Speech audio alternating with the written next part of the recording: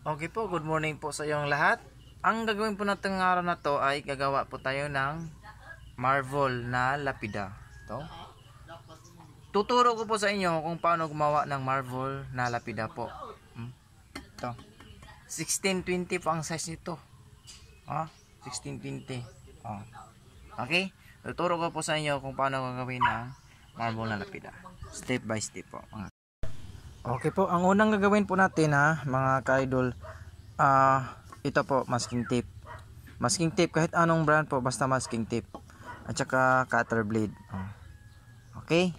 So, kailangan lang po natin na balutin itong cutter blade. Kailangan lang po natin balutin ito kasi baka masugatan po tayo. Ayan. So, lagyan na po ng masking tape po natin Pag maglagay po tayo ng masking tape, dapat po lagpas po dito sa may siguro mga half inch. Lagpas natin ng konti para hindi siya kumbaga hindi siya yung paint natin sa loob mapasukan. Okay. Lang po.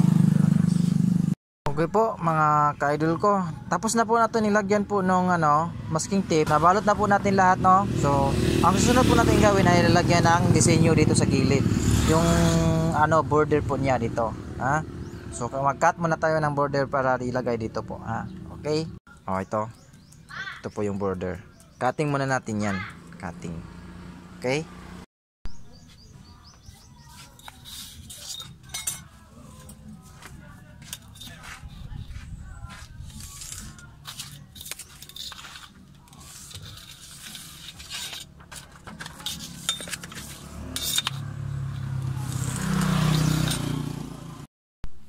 Okay po mga ka-idol. Tapos na po natin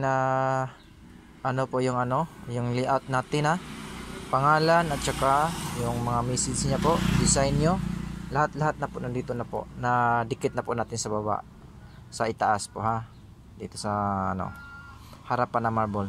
Ang gagawin po natin ngayon, cutting po natin to gamit nito. So bali ito yung guide niya. Ito. Lahat na to cutting po natin yan Okay? Umpisa na natin mag-cutting.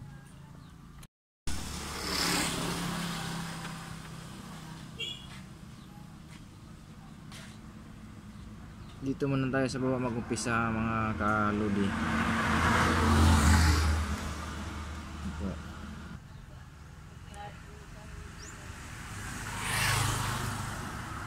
Medyo pahirapan talaga to mga ka-idol. Tapos tanggalin to.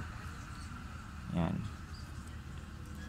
Kailangan talaga pag mag-cut tayo po ay kailangan idiin talaga kasi para lumagpas po dito sa may niya, masking tape.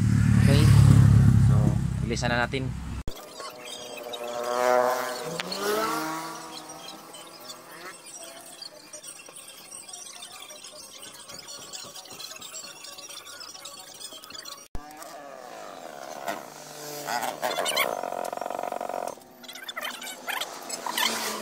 Na po mga kalods, lagyan na po natin ng acid para lumambot po yung niya. Lagyan po natin ng acid.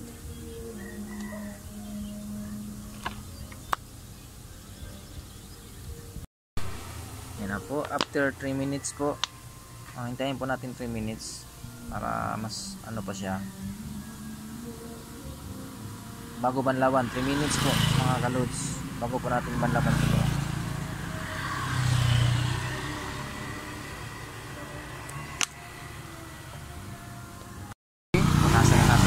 Tila para ibilad sa araw. Tapos po nito ibilad po natin sa araw kahit ilang oras po pwede po ibilad sa araw basta matuyo lang po to. Okay, tapos na po natin patuyo. Mag-spray na tayo ng spray paint. Dahan-dahan lang po mga lang po mga ka-idol. Ganyan lang yung pag-spray paint.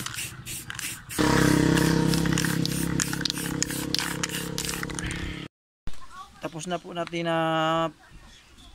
spray paint. Patuyo na po tayo mga 10 minutes. Patuyuin na natin yan. Okay? Okay po mga ka-idol. Tapos na po natin na tuyo kung ano, itong stitching, tuyo na po lahat. So kailangan po natin dito ay tanggalin po itong masking tape nga sa nakabalot po. Tanggalin po ito para makita po natin yung kabuuhang pangalan at itali po dito, ha. Okay, magsimula po tayo sa taas. Pasensya na po kung maingay dito mga ka-idol, kasi may nagkantahan po sa kapitbahay ko. Dalawang bahay po nagkantahan po dito mga ka-idol, kaya maingay talaga.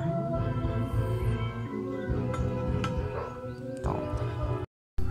Okay po mga ka-idol, ito na po, ha. Tapos na po natin ang marble na lafida po. Ito na po yung finished product niya po mga ka-idol po. Okay, ganun lang po kasimple gawa ng marble po.